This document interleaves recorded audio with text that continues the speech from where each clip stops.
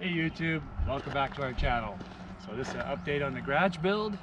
If you'll see behind me, it's 8 days later.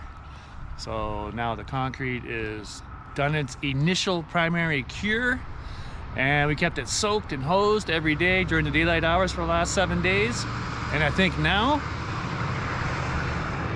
we can not water it for a few days, let it harden up, and we can start framing walls. The concrete has no cracks and is deadly flat, and it has no saw reliefs. So that theory is debatable. And I heard the same theory from apartment builders. In the overhead slab in the parkade underneath, they do concrete relief cuts. And then 1-2 years later, the concrete cracks naturally, like all concrete does. And 50% of the time, it doesn't crack in the relief cut anyway. So maybe they got to improve that tech. Okay, so anyway, you'll notice I have a tape measure, and this is the garage powered input. In this wall on this corner will be a 100 amp panel, and measuring to our power supply,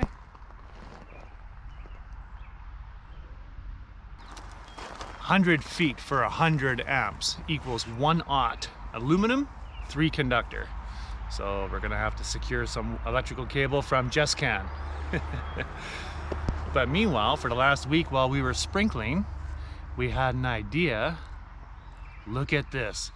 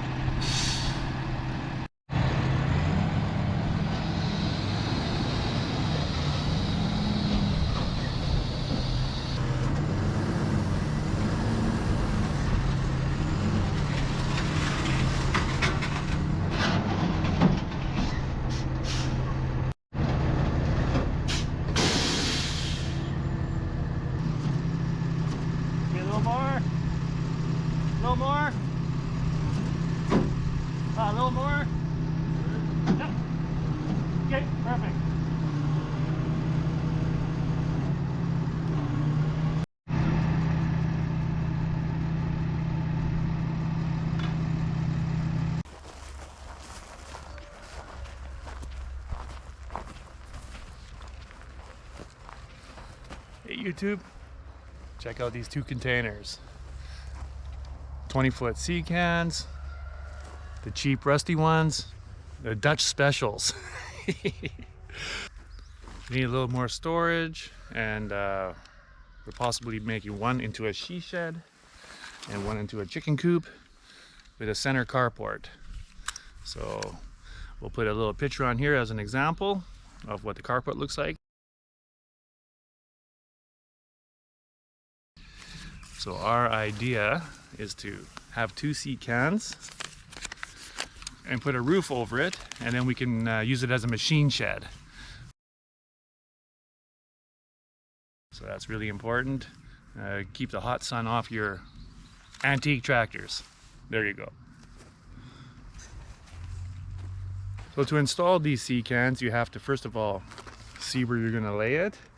Make sure the ground is flat and level, and our ground wasn't flat and level, so we had to do a 3-dimensional dig again using the builder's transit.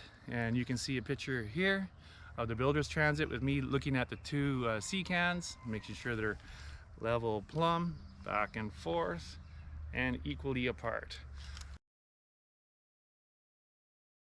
So I set them at 15 feet apart, so we can use 16-foot floor joists to construct a roof. And these sea cans are standard height, which is 8'6". And I'm looking for a 13-foot clearance on the inside, so we'll build a 4.5-foot pony wall on the edge of each, and we'll use 2x10s across for nice and strong with cross blocking. And we'll put a shed roof on it, and then, like the picture shows, we'll do a hip roof. And there's a few videos online already, but you can give you some awesome examples. So you can have quite a large structure, relatively very cheap. No concrete, no excavations, no footings, and no structures are pre-built, and you have 2 rooms that you could fill up or maybe put doors on. So stay tuned for the awesome container shed build, or machine shed. Okay, this one's from Hong Kong. And come over here.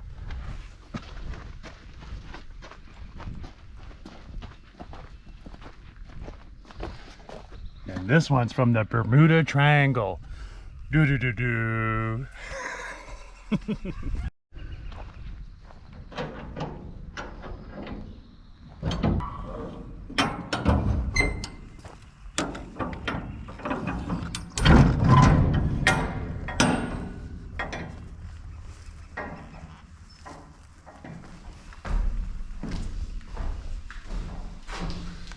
It smells kind of salty in here. Woo! You old pirate.